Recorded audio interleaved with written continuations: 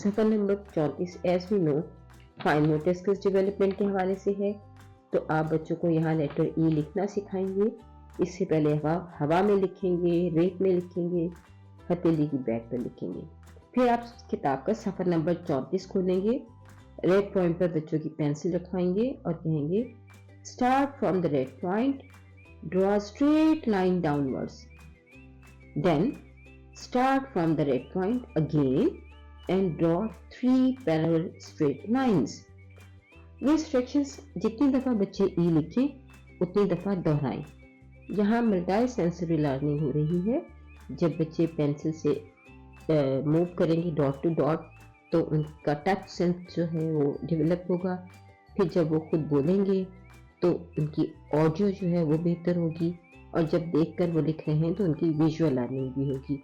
तो इस तरह हम तीनों सेंसेस की मदद से फाइन मोटर स्किल्स को डेवलप करेंगे और हम सफ़र नंबर 34 को खत्म कर लेंगे।